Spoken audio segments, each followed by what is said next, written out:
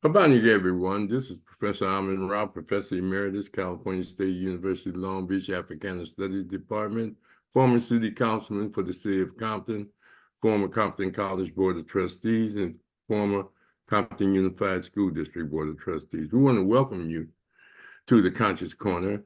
Along, hopefully, joining later is Joe Hembrick, my co-host, and hopefully he will join in. He's a longtime educator for Linwood Unified School District in Compton as an administrator, counselor, and educator. And we want to, he was the first African-American head varsity football coach for Linwood Unified, as well as a historian of our ancient history and our ancient spiritual history. Hopefully he will join us. We want to welcome also Brother Sharawa, a longtime activist out of the Atlanta community and a strong, deep thinker, a Rasta man, a person of deep philosophies and deep perspective, and along with Brother Mshinda, deep out of Louisiana with his perspective, and the person responsible for this platform, Brother Rashaki Maskani, and all his work. And we urge you to join the CEN show, the Community Education Network show that is on Wednesdays, and he'll tell you who his guest is for tomorrow night. But we're going to get into this month. It's African American History Month, and our Black History Month. And I want to get some perspectives from deep thinkers first. So I'm going to start with Brother Sharawa. Brother Sharawa, you've been a part of the African American activism and and resistance construction of individuals that create and also develop philosophies and ideologies of resistance to Eurocentric culture. How do you see African American history and as a Rasta man? Wow. That is a very deep question, but I'm gonna try to be as concise as I can because it is so, that question is so broad when it comes to my experience. I came to this country in the early 60s, and when at the 60s, we're going into the mid 60s, so I'm talking about like 60, 65, 66, coming in there. And I was about 11 and a half, going on 12. And it was a strange place to me. I came embedded in my mind from, I guess, the I call it poo-poo-ganda instead of propaganda. It was like, what was embedded in my mind was these streets were just clean, like golden. When I came, one of the things that stood out strong in me when I had my first apple, it tasted like nothing I'd ever tasted before. And it tasted so delicious, and as a 11 and a half, 12-year-old child, that struck me. Because all I saw was these beautiful streets, no garbage. The buildings were like sparkling. That was in my mind. But when I came, it wasn't any of that. It was garbage everywhere. It was not what that picture was in my mind. And of course, I'm coming from a situation of colonialism by the British, migrating to Birmingham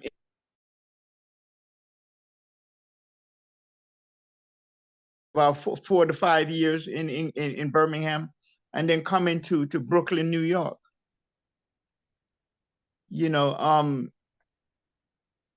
When I came here, Rasta was not nowhere in my consciousness at that point. I was not conscious of the consciousness of Rasta. I was just growing up, carrying the culture, Jamaican culture, with me, inside of me, and experiencing the British culture on one hand, and then experiencing the American culture on the other hand. At that time, I wasn't under the realization or consciousness that I was being prepared to be who I am.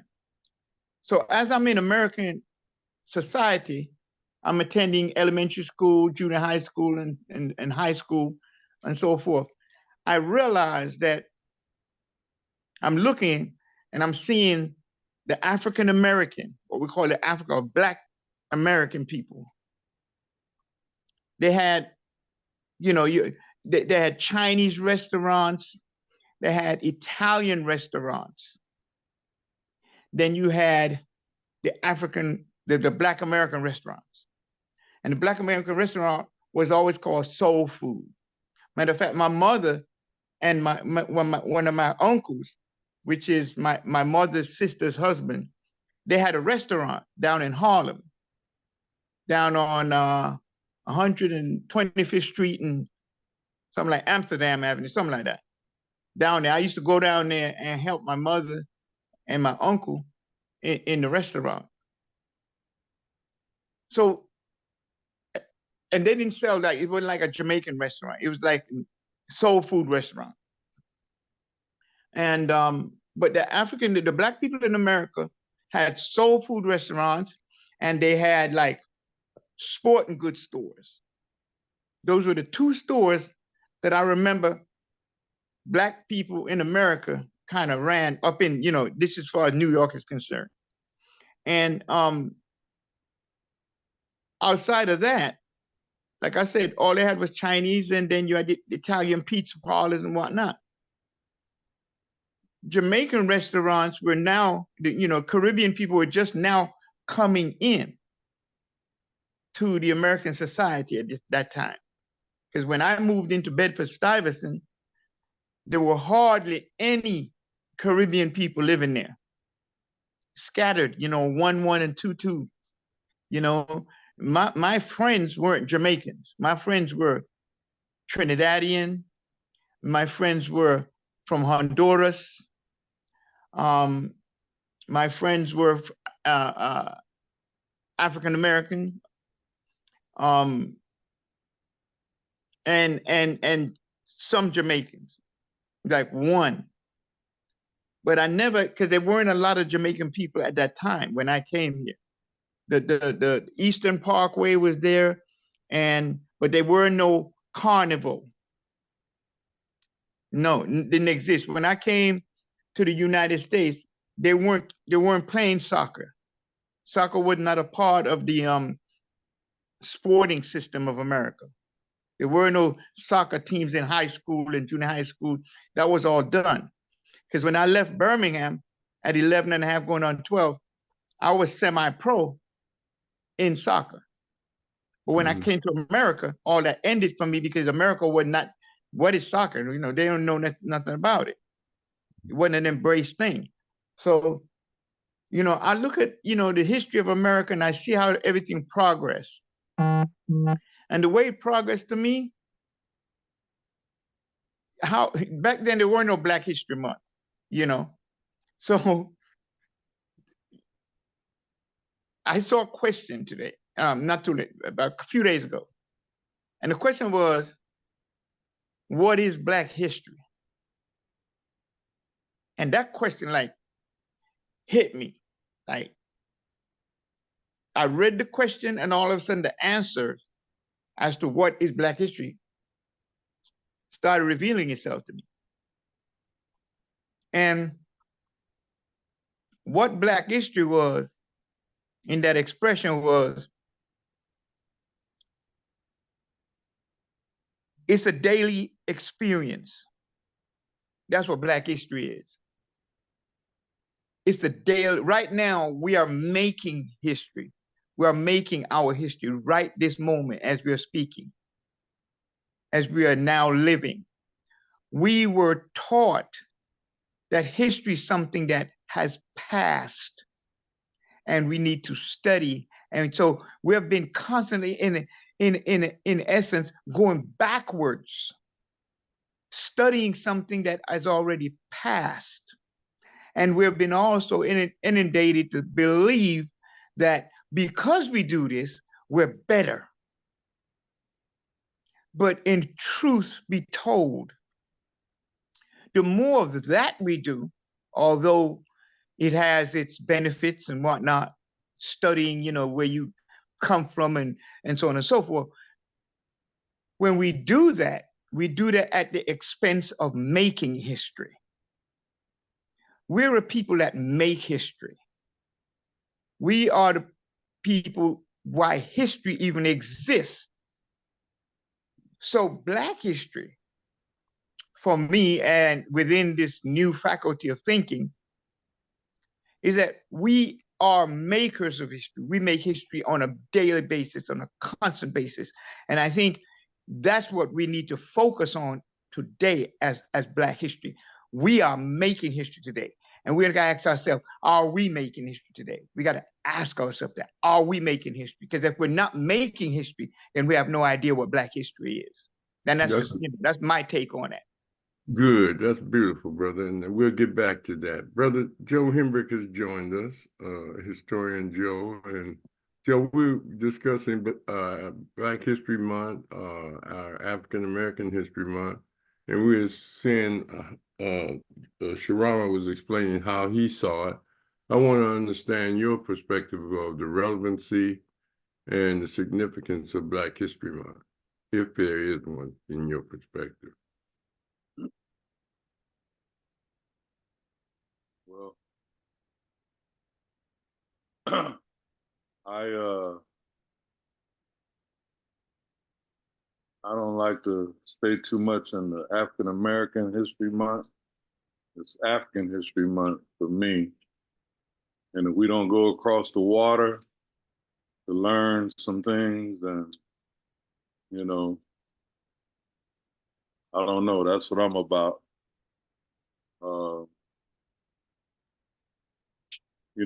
History is significant in terms of. What do you mean when you say across the water? It's the Atlantic, to the motherland. That's what okay, we'll say that. Across the water, people be thinking you talking about swimming. They think of Black History Month. That's probably what they're thinking about, because they don't venture across the Atlantic like they should. We need to go back to the beginning. I was discussing some with a sister the other day. Chronology in our history is so vital, because everything that's in existence, we put it into existence. And we need to know that. I heard the brother say we need to be making history today, which is, that's true. And yet and still, you have to know where you've been in order to know where you're going. And us not knowing where we've been totally kind of keeps us a little drawn back, in my opinion, of where we can go, because we don't know of a lot of those examples of how we were before we met anyone else on this planet, especially the people from the North and what our people were believing and doing. Those are things that we do not know and don't think are important, but I beg to differ. But that's just my perspective on it. I realize, what we've been through since we've been here and the accomplishments that we have achieved here. I don't like the month that we take. I don't like to take all year. Let's say we got the shortest month, the coldest month, and the people back east, what can they do at this time of the year but stay warm? It's kind of difficult. Plus, we're sharing it with former slave masters, because all their celebrations is this month also. What do they take up 2 or 3 days themselves. But that's just my take on it. I didn't know, where we was going tonight, so just off the cuff, that's what I'll have to say about it. But that's what I do. I dig into our stuff almost every day, and I'm amazed all the time at the things that I uncover, from my study of our history and existence on this planet. There's a lot that, even with all that I've done, I'm just scratching the surface of what's there. And I encourage and challenge everyone to, look at the early existence in the Nile Valley, and and on from there, and our presence around the planet, because we were the first inhabitants of all lands everywhere. You know, and there's a lot to that we do not know. I'm learning stuff every day, and so that's just my take on it. Maybe I'll come back later for some comments now that I know the subject that we're on. When you say we brought everything into existence, what do you mean? I mean, are you saying nobody else contributed to civilization or bringing things into existence, or are you saying it was just all African? Pretty much, yeah. There weren't anyone here but Africans at the time, for a long time. And they changed, and those Twa people ventured out all around the globe. And they're the ones that brought all these things into existence, talking about Asia, South America, North America, every continent you can think of. We were there first, developing the civilizations and the things that others have taken and switched up and distorted and whatnot. But as far as the first inhabitants of everywhere, that was us, African people. Yeah, without a doubt. Without a doubt, for a long time. If you look at a timeline and you look at when other folks came into existence, and then you look at the, the start of African civilization with the Twa, there's almost 8 times, I would say, many years from going from BC to AD. On the AD side, we're like, what, 2,000 years? You go on the other side of the scale or the timeline, man, there's millions of years. So, the first European writing wasn't to 800 BC. And those other invaders that came in, those Arabs and Persians, what have you, we had universities all over the Mediterranean that were going on, for a long time. And these are some of the things that I'm digging up and finding out. That's why I say I think it's very important that we go to the beginning and start from there. Start with Lucy and Bosley and move forward. But I found so many, before we met any other people, there weren't no such thing as jails. There weren't no such thing as old folks' homes, orphanages, stuff like that. And that's all we have now, since we met these other folks. And we're like Black Anglo-Saxons. We're looking at the world through blue eyes to a large degree because of our what's the word? Assimilation into the things we've had to, do and get, and just to get by from being where we are. And all around the world, that's what happened to those Africans. The first Africans in Japan the first people in Japan was Black. First people in China was Black. And they're still there. They're like up in the mountains. You know, you can't really see, like the Edo in Japan. I like to talk to Brother Jabral about those people. Those are Africans. Some of those ancient cities were black cities, even here in America. Once the Europeans came over, they destroyed a whole lot of stuff that Africans had already built here. And I tell some of the I talk to some of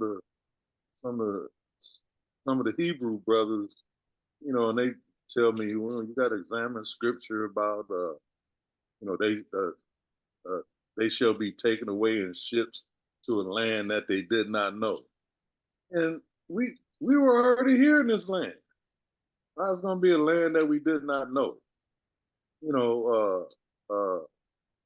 Even before the slave trade, Massey Musa came here in the 1200 something, and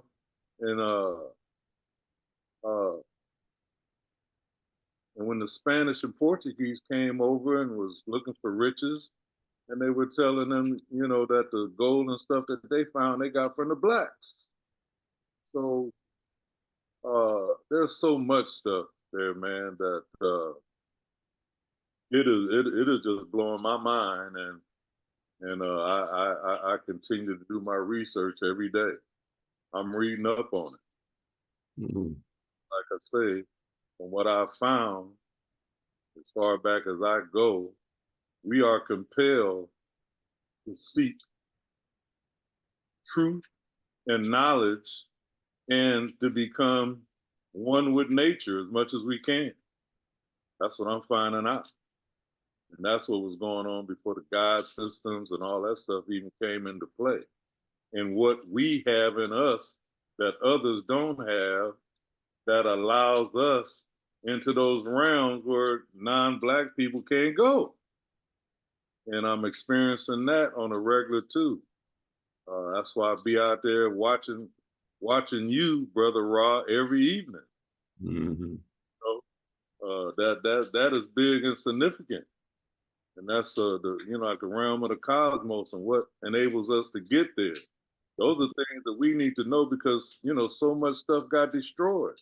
Whenever somebody came in, that they were destroying stuff all the time. They didn't civilize nothing. They destroyed, the civilizations that they found, which we had created. So I'm just gonna leave it there, and maybe I'll have a comment later, but that's my take on Black History Month, as we like to call it. And I guess we call it that because, we're here in America and we don't really, and Black is a good thing to call yourself, but there's no other people that call themselves a color. There ain't no Black land nowhere. Ain't no white, these other folks are describing land and culture to their name. And we need to do likewise, as we created it all in the beginning. And I'll end with this. There's nothing that was created that Black folks didn't create, from A to Z. That's it, and that's all. All right. Brother Rashaki, what's your perspective of Black History Month, or African American History Month, or African history? Well, I could kind of draw off of what Brother Jawara said. It's a continuous thing, and I think that is very important to appreciate the founder, Carter G. Woodson, of Negro History Week, and study what he talked about. And I think it's very significant to know the history, to see what was effective and what was not in the struggle to become self-sufficient. You look at these periods that happen. When we talk about segregation, we were segregated and we were thriving because we were forced to be with each other. So we figured it out and started thriving. Then you have a demonizing society that didn't like that you were able to be self-sufficient, so they destroyed things that you had. And it's often talked about as Black Wall Street, very thriving Black community, and I know there were many more that could be mentioned. And then we go through a struggle of desegregation, and we get into civil rights and all of this, and we fight to be amongst a people who have oppressed and depressed for as long as they could, and still attempting to do it in many ways, especially mentally. So we learn, when we learn these things about what Black people went through and what they did, what they accomplished, we draw from that to figure out what we could do to overcome this onslaught of mental slavery or mental enslavery that's existing today, because in our assimilation, it's a form of mental illness. And when you acquire, like Professor Rahh, you always mention, don't let your oppressor be your teacher. And it's a true statement when you investigate it, because when you assimilate and try to be like somebody that's trying to oppress you, in mathematics, that would be basically joining the people who's trying to take you out, which doesn't make sense. So we draw from history to learn how to be moving forward. And we draw from our Black history to know what happened, so we could take what was done and do it better, and hopefully, become more mentally stable. Because when I look at current history, the reoccurring history right now, and I work at a high school, and I see the results of our Black children, what they go through, and what the Black adults do. And we really need some help in certain areas. I mean, desperate help to become more literate in all areas, and be able to decipher how to deprogram and reprogram to do better. So history I think, is very important moving forward. People need to be educated about what happened and what we could do to move things forward. Okay, good. Brother Mshinda, you there? Are you there? You're on mute. Yes, sir. Good. How you doing? Yeah, how do you see, you've been listening? Oh yeah, I've been here. Okay, well, what is your perspective of Black History Month, or its relevancy, and its meaning, and is it African history, or like So all of the above. All of the above. All right, but go ahead, give Yeah. us perspective. Well, it's a show. I'm gonna be brief, I guess. What I heard thus far, I'm in agreement with most things I've heard tonight. Everybody's giving their perspective, and I think that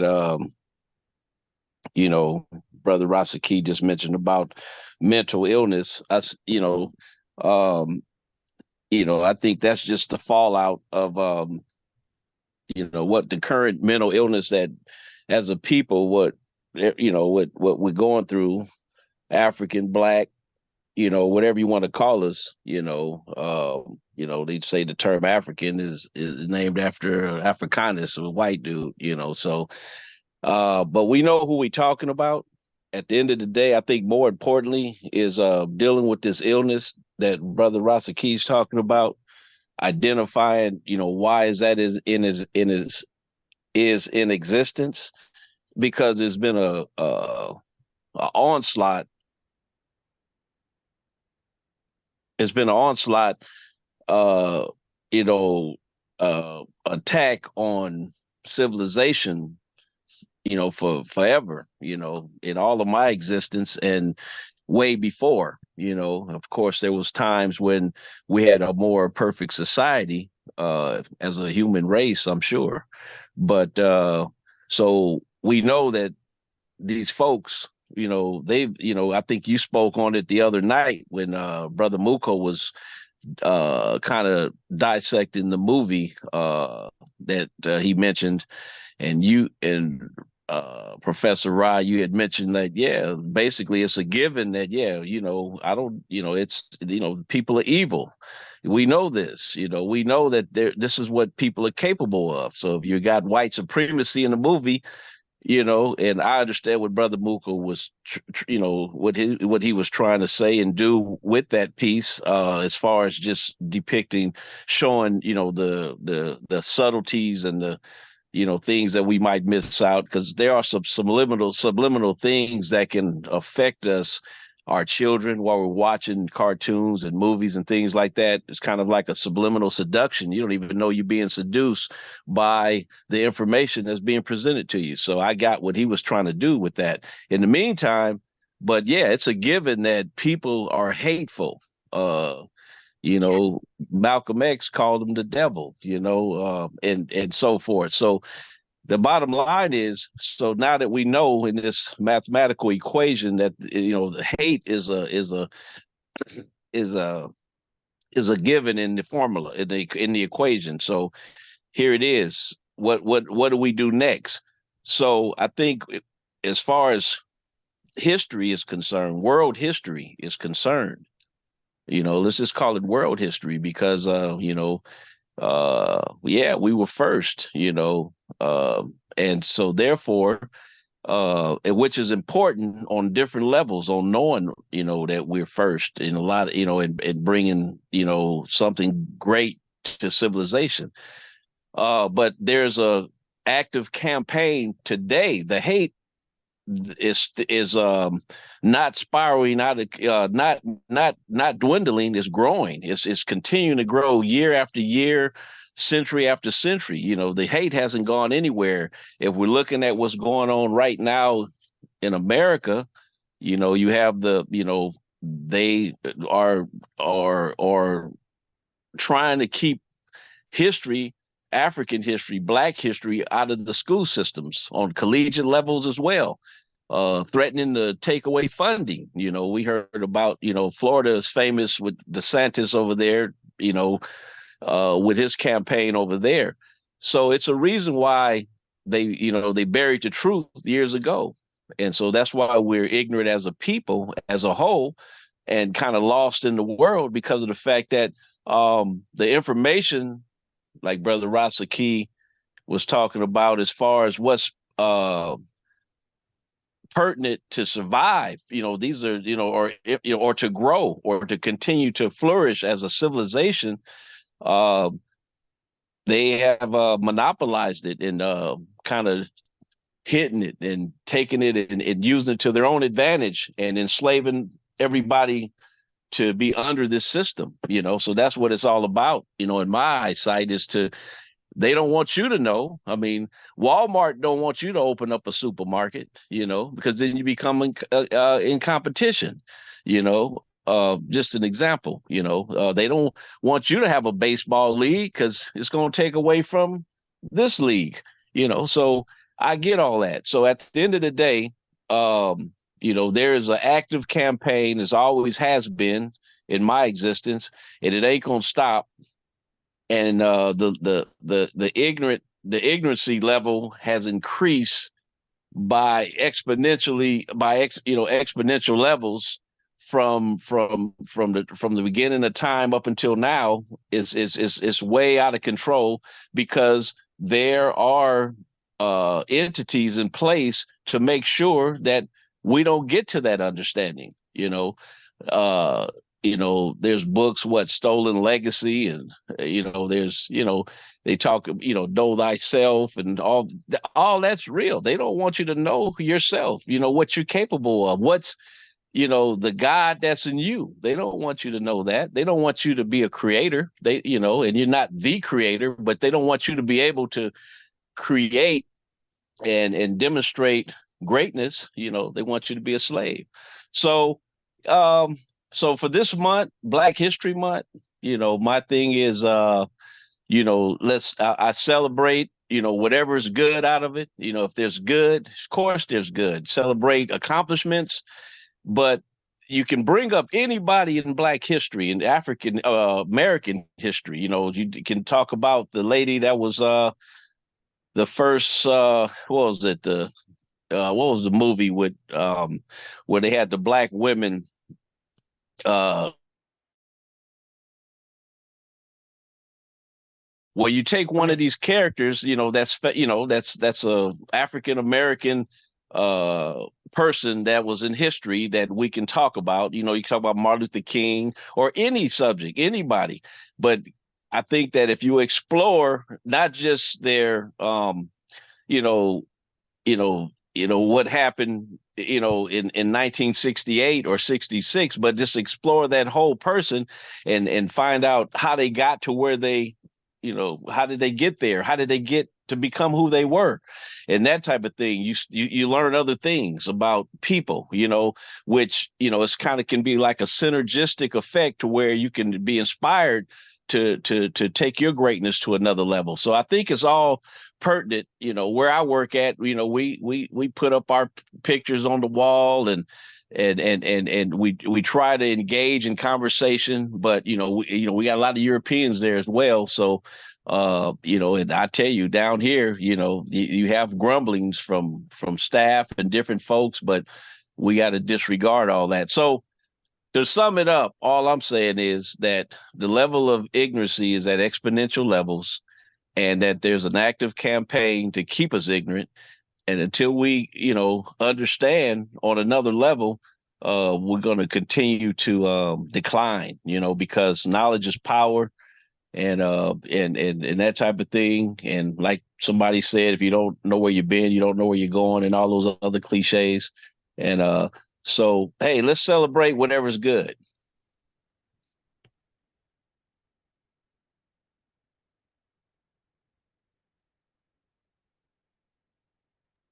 Yeah, You're on mute, Brother Rahh. this is Yeah, Chihuahua. that's a good. Yes, Yeah, sure. go ahead. Yeah, I was just gonna if I don't want to interrupt your flow, so I just wanted to throw something in there. Go ahead. Black History Month for us here in the Americas is February, the shortest month of the year, 28 days. But there's a science behind that in respect to who we are as a people. We are a celestial people. This is why they had to make it in February, because they have to do what is correct. They had to put us on the right frequency to even think of ourselves. But many of us do not understand that the 28-day month is the only legitimate, bona fide month of the Gregorian calendar. That's number one. It belongs to the celestial calendar, which is the true calendar, which carries, I believe, about 13 months for the year, and each day has 28 days each month. Also, 9/11, where the Twin Towers, the World Trade Center was taken down. It had to be such a catastrophic event in order to turn the black, and that's misnomer, but we know who we talking about, black, brown, whatever colored, Negro, nigger, whatever they want to call us or whatever we want to refer to ourselves. It's the same people. We don't ever change. The identity remains the same. On 9/11 is the Ethiopian New Year. So in other words, 9/11 is African New Year. Once again, they did that to throw us off from the now history that we are creating in the now time zone. Another thing about history, when you go to research history, any kind of history, to whatever degree, we're going to research it, whether we're going to go back 1,000,000 years, whether we're going back 2,600 years, whether we're going to go back 500, I don't care how far back we go. That history will only be as credible as the historian who is telling it or wrote it or documented it. That's another thing to bear in mind. So now we're talking about Black History or Month. That's what they call this month, Black History Month. We have to look at words, just like we look at history, only as credible as the historians. So now we have to look at the words. It's only as credible as those who are defining the words and feeding it to us. Webster, and so on and so forth. Who are these people? How they get to define words for us? When you look at a term like karma, if you do something today, karma gonna catch up with you, and you're going to, everybody what we've been fed about karma. But the truth be told is, karma can be corrected instantaneously, thereby changing the course of history. This is why a new faculty of thinking is primo in the process of liberation, in the process of self-determination, in the process of self-sufficiency, in the process of self-reliance. If we do not understand the relevance of now time jurisdiction, as far as the studying of knowing where we come from in order to know where we're going, these are subjects. In other words, like the study of history, like Carter G. Woodson and all these different historians and that has come along and contributed so much of preserving the knowledge of who we are. Those are what you call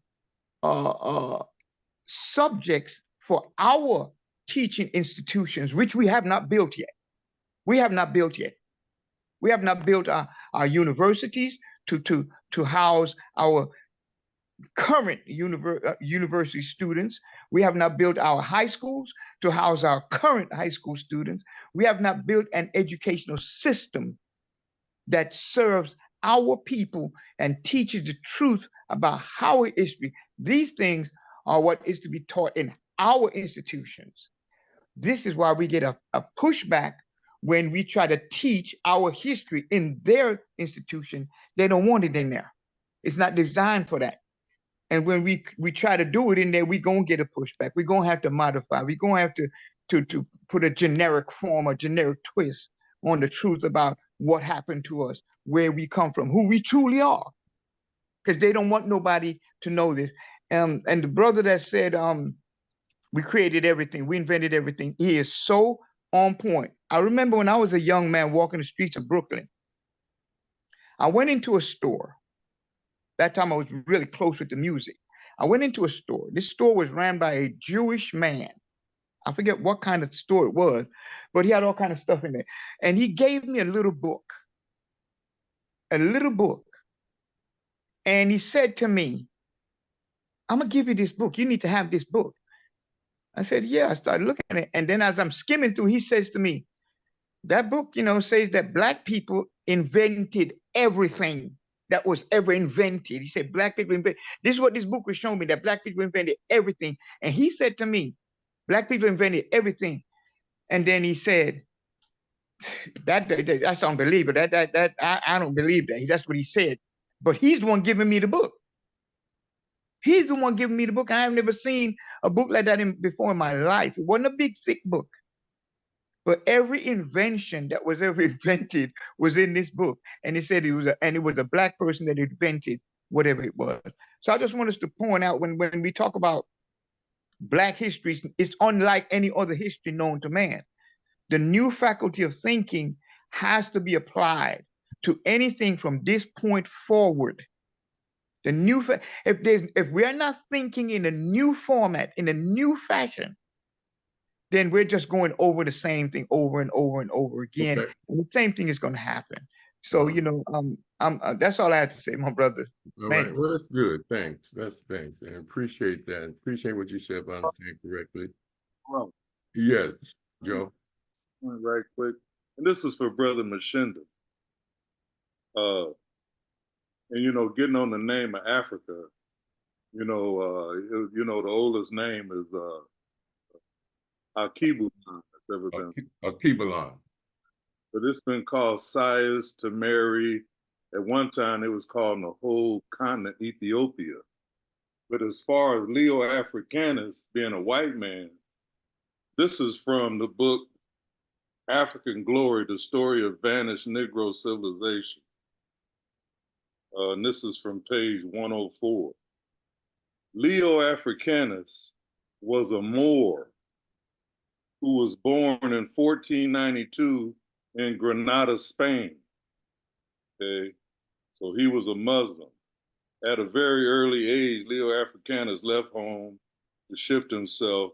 He was a very educated young man, and he wrote about the great West African empires, basically Timbuktu and the University of Janneh and whatnot. But he traveled around the world, studying, Black history. So, and this is on page 104 of the book by J.C. DeGraff, who was an African. So I just wanted to dispel that myth of Leo Africanus being a white man. Although he was born in Granada, Spain, that's when the Moors were ruling, or the Moors had just got down in 1488. But anyway, just to set the record straight. So, all right, that's it. Okay. I appreciate what everybody said, and there was some very deep thinking and good analysis that have been presented. I'm just going to share some thoughts, because it's very important to put things in a foundational perspective of why we celebrate Black History Month. First, you have to deal with not first, but I started out dealing with the term historiology. That's the science of history. Why do you have history? And how do you put it together? A lot of people read the Bible, but they don't realize it's one of the oldest historical novels. The word Bible means book. Bible means book. That's all it means. Holy Bible means a holy book. But it has no references. It has no footnotes or nothing like that. It's just a collection of stories. The same thing with the Quran, a collection of stories. Same thing with the Holy Torah. Those are oldest organized groups, books, major books of Western religions, as Dr. Ben would say. But anyway, dealing with historiology, it's about how do you put it together? And how do you move from his story, HIS-STORY, to history? Because you need, the social scientists came into being and said, you can't just take what people write or what people say about what happened. They have to be able to prove it, substantiate it with facts, data, witnesses, folklore, at the same time, what others testified to in writings and what was going on that verified what you're talking about. it's easy to say a lot of things, but how do you prove what happened ancient years ago and we weren't there? And so you begin to look at the foundations of history, and you go back not just to ancient history, which a lot of people first in African American history they just go back to slavery. Then they start going back to ancient history, but there was a history before that influenced the ancient history. Where did the people who built the ancient civilizations get their knowledge from? Brother Hembrick talked about the Twa people, and he's true, but at the same time, there were other people, Watusis and others that were doing things and what you would call nomadic, sedentary people, or desert people, Niletic people, and they all was creating things to substantiate their survival and their development.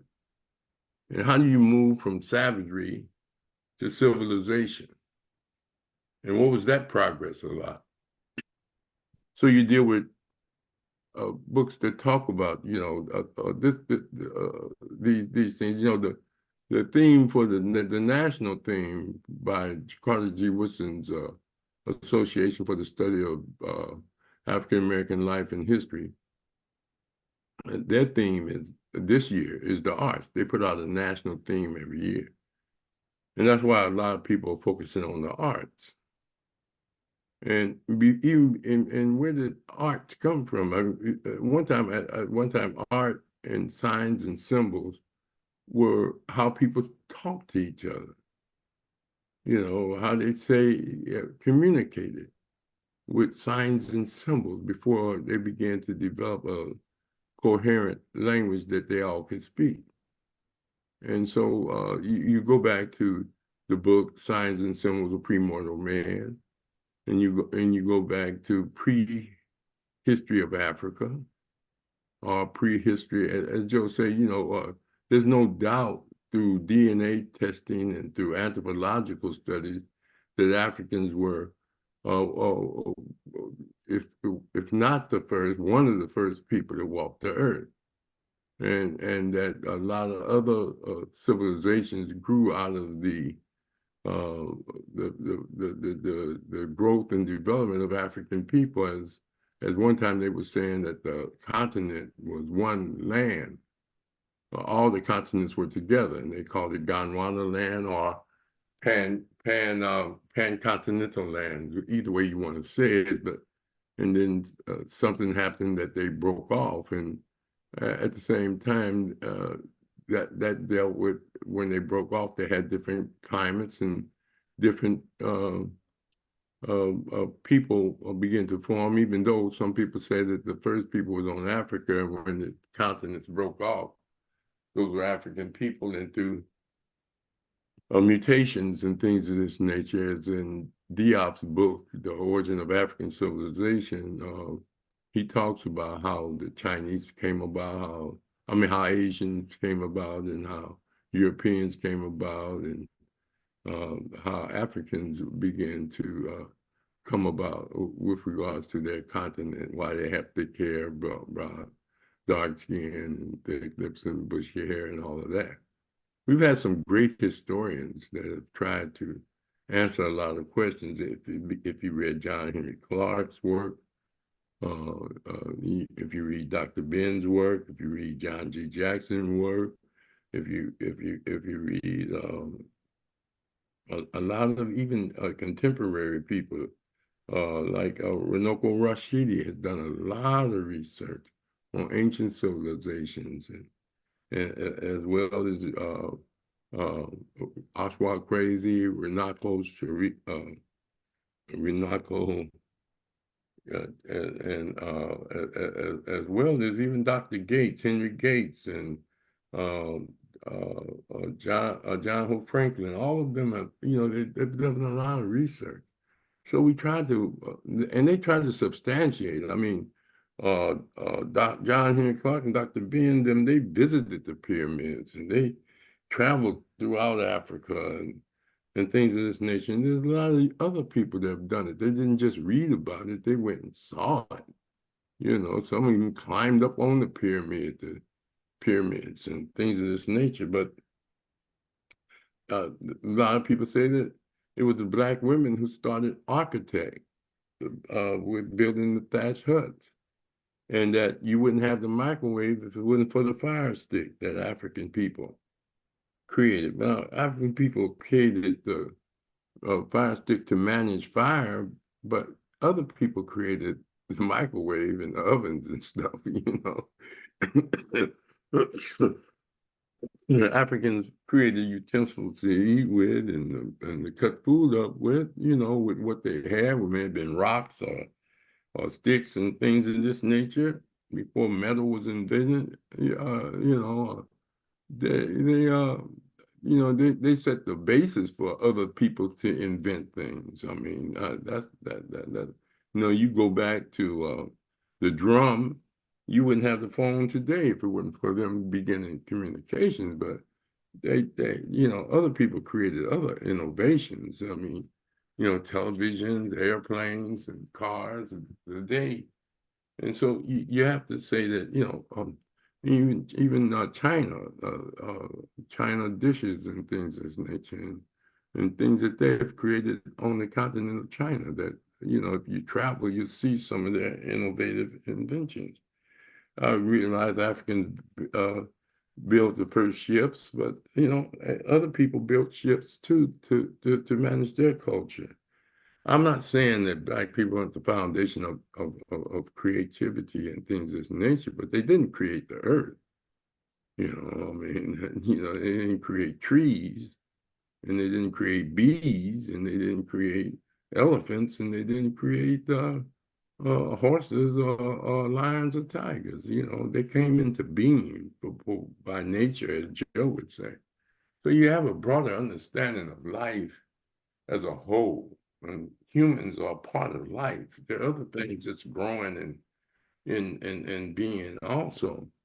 So you look at history and you look at Naim Akbar, a psychologist out of Florida, a psychiatrist, who wrote the book Chains of Minds and African American Psychology, Know Thyself. He often says that history is quantitative and qualitative, meaning that it's not just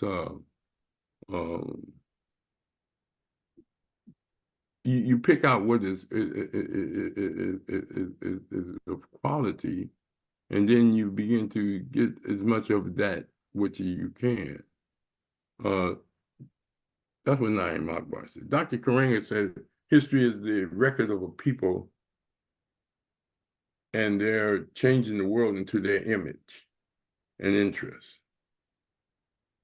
He also argues that the relevancy of history consists of four things: life lessons, what you learn and what you don't learn, what worked and what you did work, you know, mistakes and what is corrective. I mean, first people tried to fly, they tried to jump off rocks and fly like a bird with feathers and stuff, till they came up with the airplane and came up with something else. But you know, the whole concept of learning languages and communication from animals and picking up sounds and things of this nature, it had to be mainly in the continent of Africa, because that's where mostly you will find all type of living things that create different sounds. And so people credit them with the origin of language. I agree with that. But life lessons. Just because you know history don't mean you practice it. People read the Bible, don't practice it. You know, people read a lot of things. There are people in prison that know their history. White people too. You know, white people study their history, but they still commit crimes and do things. Just because you know your history don't mean you're going to be a better person. You know, you got to practice the best of being who you are from those history lessons. And so that's why it helps you get your identity. Once you know who you are, it don't make no difference what people call you. They're just calling you out your name. So you don't even respond to anybody that call you out your name or misrepresent who you are. You don't respond to that. and you try to teach them in an amicable way and in a smooth way who you are, not only with words, but by example, kindness, moral, ethical, and the ability to defend yourself if attacked. So identity is very important. Once you know who you are, it don't make no difference where you are. As Malcolm said, just because a cat climb up in the oven and have kittens don't make them biscuits. No matter where Africans are, they are Africans, as Joe always say. I don't care. They can say they not, or I'm from Louisiana, I'm from Texas, my hometown is Texas. Well, yeah, that's your social identity. But your ethnic and your origin is the continent of Africa. And as Dr. Ben said, there's no such thing as a black African because there ain't no other kind. You understand? Any other ethnic white group or thing of this nature, it says something about albinos, of course, but at the same time, that's the majority of the continent of Africa. Dark pigmentation, thick hair, bushy hair, thick lips, broad nose. That's African from an anthropological standpoint. This is not just us saying it. This can be proven through anthropological study, through the study of science, anthropological sciences, two sides. There's cultural anthropology and physical anthropology. The physical anthropology sustained that the origin of human existence came from the continent of Africa. Yes, black people ain't been there. Well, that's a book, as you say, Joe, and that's the book that Shirawa was saying he had. So you got the same book. And people claim that. That's a claim. That's a claim. We created everything, but that's not true. Because people they're constantly creating things today. We didn't create the computer. We didn't create those things. Now we laid the foundation for them to create things with our innovativeness and through our arts and through our sciences and things. But other people take on what you know and build on it. Just like you have children to build on what you teach them so that they can be better. You understand? But at the same time, if your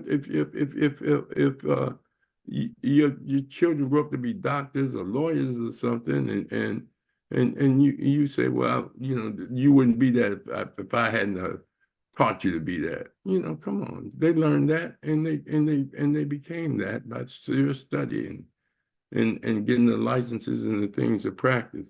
But anyway, life lessons. You learn about life through your parents, through physical, as Sharara was saying, through contemporary things. Your mother, you have a history. You understand? And how you sustain who you are in your history. That's why I say the history is the foundation of all understanding. If you want to understand anything, you understand its history. What do you mean? When you're born, you're given a birth certificate or either some symbol to represent your birth. In this country, you get birth certificate. Your track record in school, report cards, things of this nature. Your driver's license sustains your identity. When you tell people who you are, they say they prove who the hell you are. So you have documents to show who you are, who your mothers and fathers were, and who your origin. That's what the whole thing about learning your past is about, to come up with your history. So you everything. If you want to understand the potato chips, it has a history. You want to understand. That's why it's bad for you, how it's created. Even though the Saratoga chip, you can create some organic potato chips or whatever, but the point are potatoes or whatever, and fry them. But the point is that it's a science to it of that. And so once you learn life lessons, it also teaches you who you are and where you are. Second, role models to emulate. Most of you want your children to emulate your character and your values. Martin Luther King, Malcolm X, Fannie Lou Hamer, Harriet Tubman, Soldier of Truth, what about that character that we want our women to have? I mean, yeah, okay, you see a Beyonce, you see the singers today versus the women like Dionne Warwick and Sarah Vaughan and all them. They sung different, they dressed different than the new generation. They're half naked on the floor, doing twerks, shaking their butts. It's more about flesh than it is about singing. You understand? And people make them movie star. I mean, how could Taylor Swift be such a phenomenon to some people? Even black people follow her. I mean, I never even listened to one of her records, but you know, I don't idolize a person because they can sing. You understand? Because I can sing in the bathroom. You understand? That ain't nothing. You understand? Why should I go crazy? Because Europeans make you idolize what they idolize. And sometimes you get caught up in it.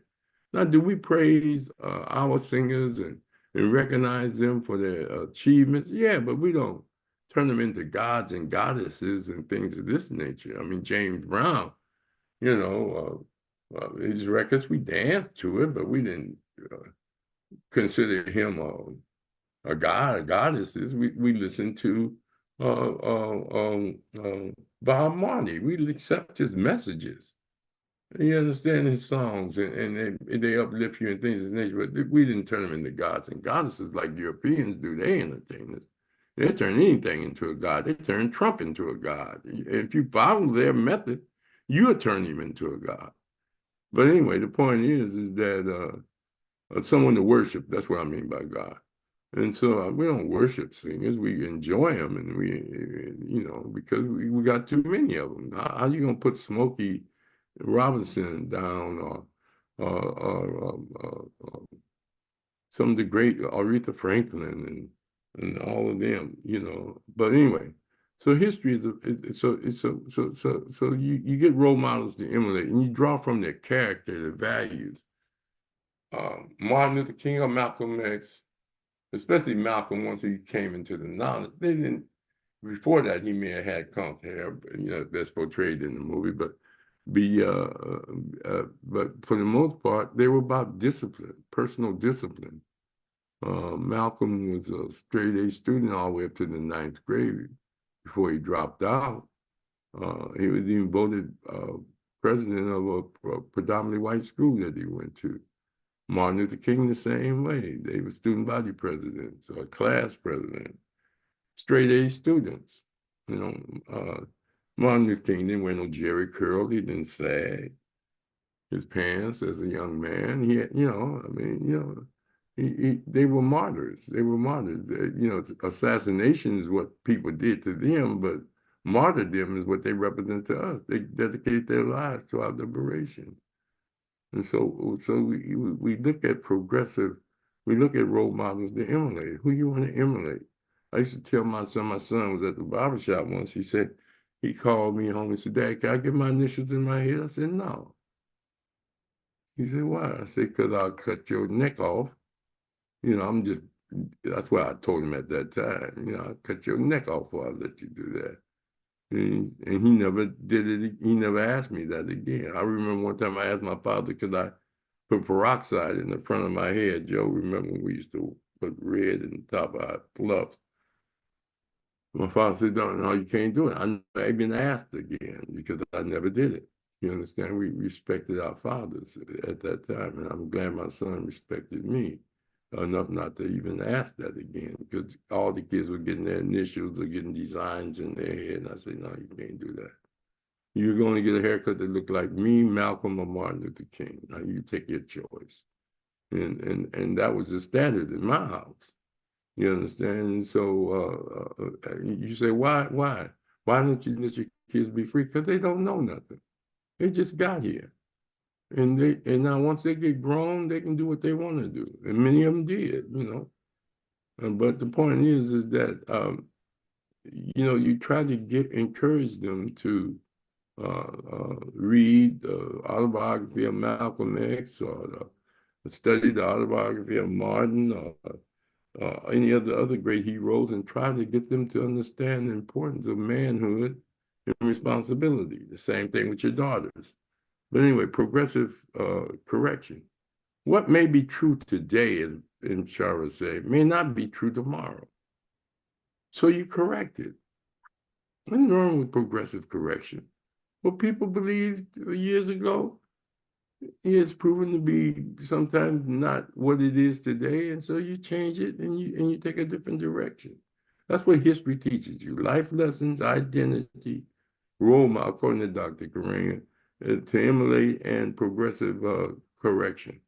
I always say it's the foundation of all understanding. If you want, and that is inclusive of Dr. Naim Akbar and all science of history, because the whole purpose of history is for understanding, and then putting into practice it. I mean, that's why I admire Brother Rashaki and Brother Joe and Shirawa and Mshinda. Y'all put your life lessons into practice. You understand? You're not just talking. You live the life you talk about. You understand? I mean, what good is it to say you Black, you African, and don't practice it? I changed my name in 1974 when I began to study and begin to understand who our origins and our history and our identity.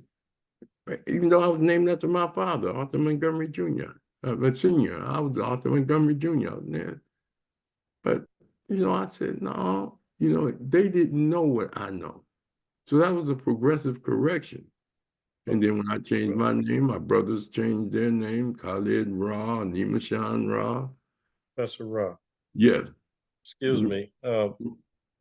Professor Jai just came in about 5 minutes ago. Do you want to get her perspective on Black history? Yes, go ahead. Go ahead, sister. I'm just joining the conversation. I'm sorry that I'm joining at the point that I am, but y'all are talking about Black history and why it's important. Yeah, the relevancy. Is it relevant and is it important? Well, I like to make this very short, quick, and sweet. But one of the things that I do say about Black history is that it's human history. And I don't know if that's already been said yet. But Black history is human history. How can you separate one from the other? So I love the pursuit of those who are hungry for African history, because to know that history is to know the history of humanity. So I love that.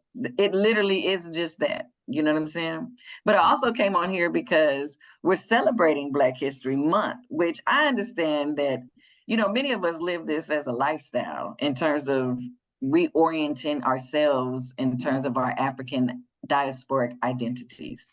We are very conscious of who we are. And so Black history is not a fad that we celebrate monthly or whenever the holiday arises. It's who we are.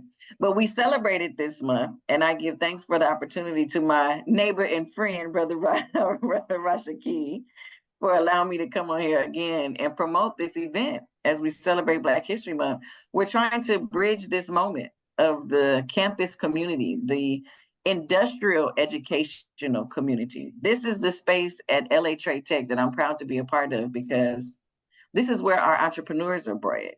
Booker T. Washington and W.B. Du Bois used to have, I think, very pivoted arguments because of maybe the propaganda of the times. But both of these brothers were correct in their analysis of what to do with the African American.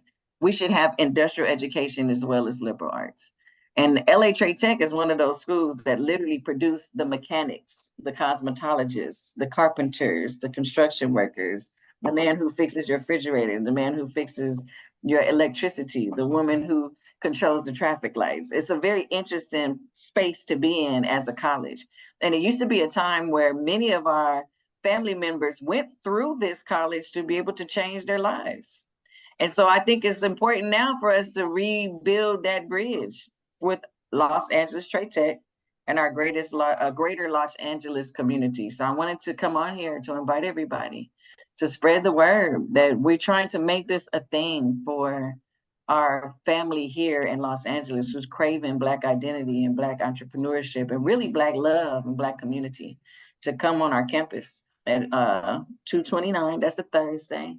It's going to be during the daytime at LA Trade Tech. It's going to be music, food. We're going to make it like a marketplace. So if anybody's interested in making some money or advocating for the Community Education Network platform, y'all are always welcome to come and have a table and just let the community know that we exist. I think LA is going through some significant changes, but we shouldn't never be lost with all of the sauce of those changes. So I hope this could be a staple for our community moving forward. And yeah, Black History is 365. Y'all know that. I'm preaching to the choir tonight. But I appreciate the platform. Thank y'all. Yeah, it is 365, but we take out this month to celebrate the unique and special things that happened during that 365 and during our history. Black History Month will start February 26th with Negro History Week with Carter G. Woodson. Of course, yeah. Carter G. Woodson, he also started the Association for the Study of African American History and Life. And they put out the theme Black Arts this year. And so a lot of people are focusing on the arts. Second, we chose February. They didn't give us Black History Month. We took it. I'm glad you're setting that record straight. You know what I'm saying? You know, people thinking, oh, the white man gave us the wrong month. No. Carter G. Woodson, the father, chose February because it was associated with, I think, a couple of historical personalities' birthdays, and he wanted to recognize those historical personalities. So he chose February. And then second, it was a week. A lot, as Sharawa said, a lot of people didn't celebrate it. It was mostly celebrated in some southern segregated schools or either in the East Coast where Carter G. Woodson was from, Washington, D.C. But on the West Coast, which is the worst coast, you know, they would put up some things like Black astronauts when we was in elementary school and singers and things of this nature, but they never talked about our struggle to get from point A to point where we are today. They didn't even talk about segregation that much in Black History Month in the West Coast. As I was going through elementary school in Compton Unified School District, we had Black teachers that was from the South. Most Black teachers graduated from Black schools. We had Black institutions, Brother Sharawa. We had Black institutions because we were segregated. We had Black elementary schools and Black things of that nature. But some of them were under the controls of the European.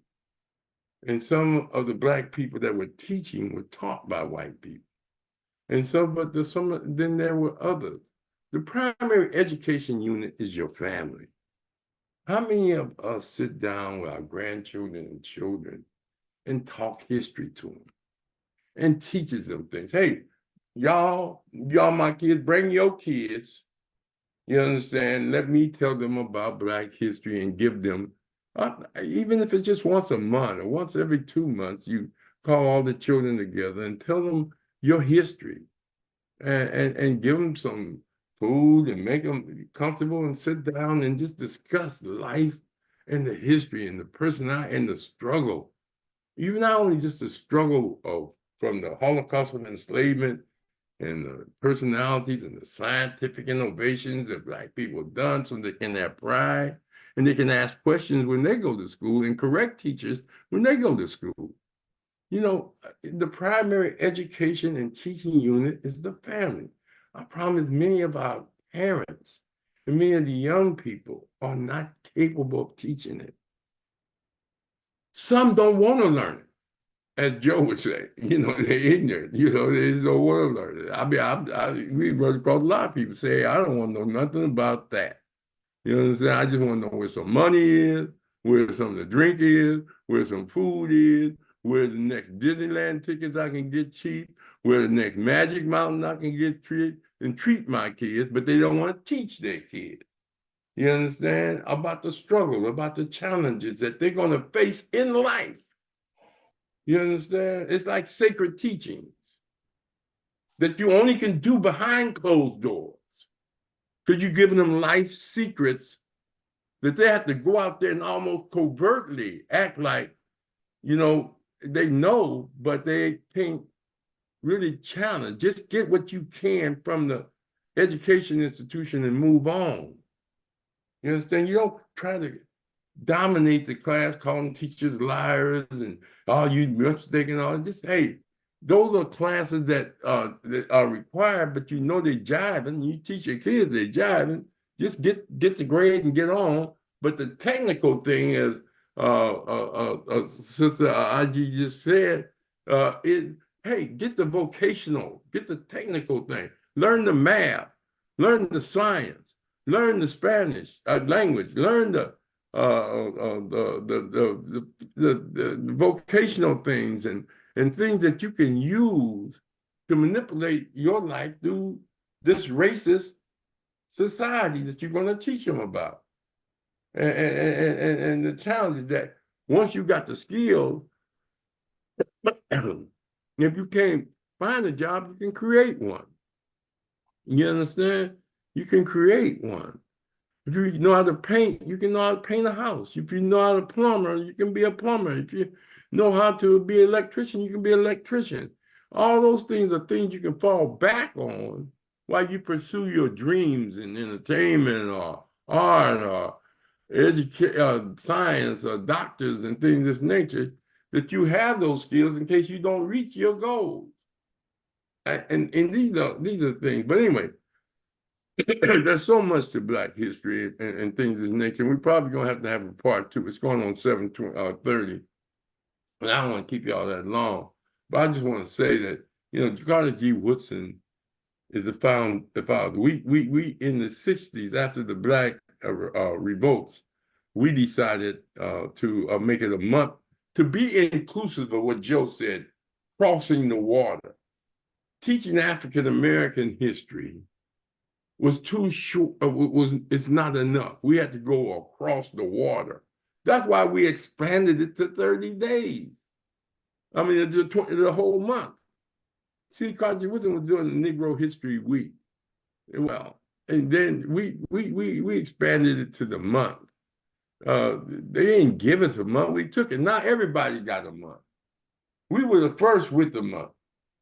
Not Mexican Heritage Month, Old Folks Month, gays got a month, women got a month. That's starting March. All of that. But we were the first to put the momentum of the relevancy of history through our struggle. So anyway, Rashaki, take us in and we'll do part 2 next week. Go ahead.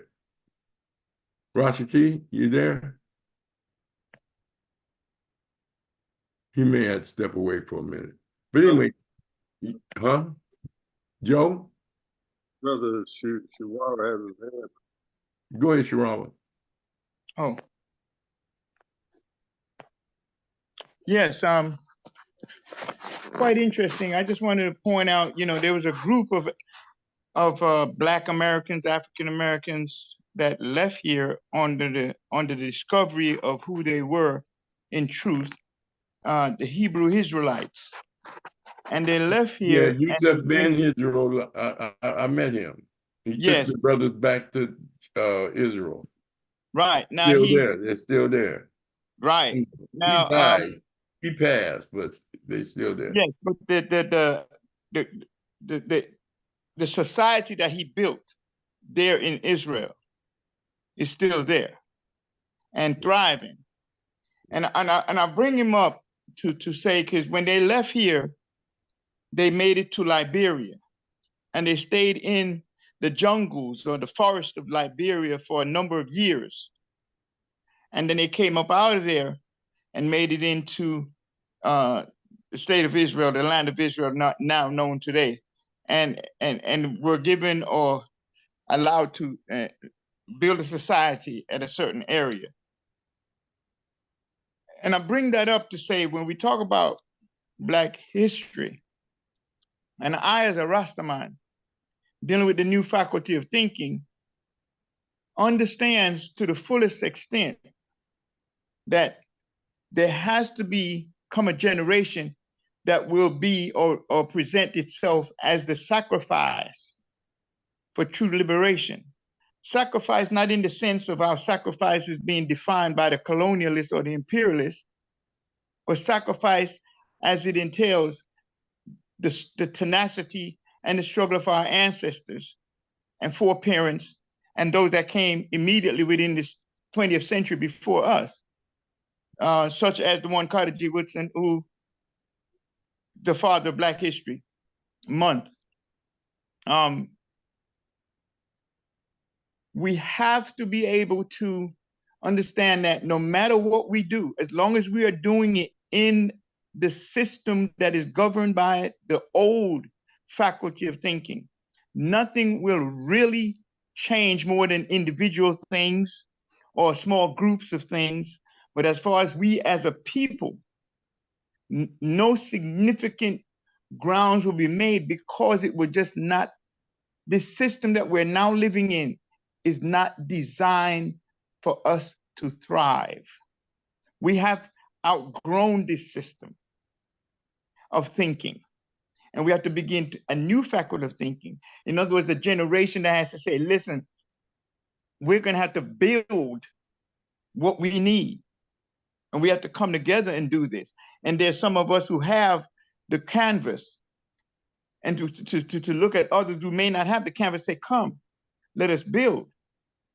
But it cannot be done, as the brothers in the 60s says, the revolution, which is the change, the evolution of our people, will not be televised. See, the evolution, the change, the self-determination, the self-reliance, and the self-resilience of our people and self-sufficiency of our people will not be televised, because anyhow we begin to televise it, this system is designed to counter that, stop it, infiltrate that, destroy that. That is a fact.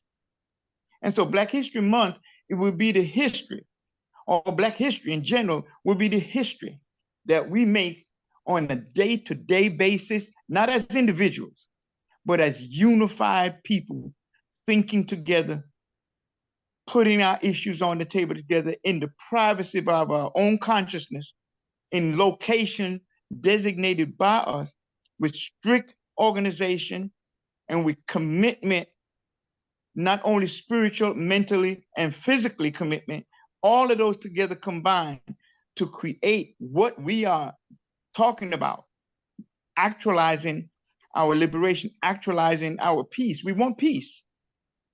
And we want our children to learn true knowledge and not bastardize information. You know, but see, in order to do that, you got to have the resources. You got to have an authoritarian perspective of protecting and encouraging and requiring people to be unified. The European created a police department not only to suppress the resistance of the Native American and the resistance of Black people who breaking out of enslavement, but also to regulate their people. You can't, white people can't kill each other. White people ain't supposed to steal from each other. White people ain't supposed to abuse each other. They got police department to make. You ain't supposed to be a traitor to your country. You ain't supposed to do this and do that. We sometimes think there are volunteer unity and commitments and things of this nature in churches and things of this nature, but even they have rules and policies. You get kicked out the church if you don't follow them. We can't kick people out the race. You understand? Because we're trying to build unity, and they come with diversity. How do we get people who don't want to be unified to be unified? They don't have to come and be a part of the unity, but they shouldn't do things to destroy the unity. And that's when you punish them for that. It's a science to unity. People think white folks are unified. They got a military. They got spies on each other. They arrest each other every day for fraud, stealing from each other, and things of those nature, and things of this nature. We can't punish our own people. They didn't let the Native Americans punish them or their own people. They didn't let us punish our own people. They'll put us in jail if we try to develop our own jurisprudence system and telling Black people you can't marry white women, or you can't do this and you can't do that. They passed the law telling their people they couldn't do with Black people. They passed segregation laws. They would be able to implement them laws. They teach hate. They regulate hate. I mean, but we trying to come together based on love and the need. That's a very hard thing to do when each of us have different needs and different wants, and it takes a structure that would be like an umbrella and be more inclusive. But we discussed that at Sharawa later.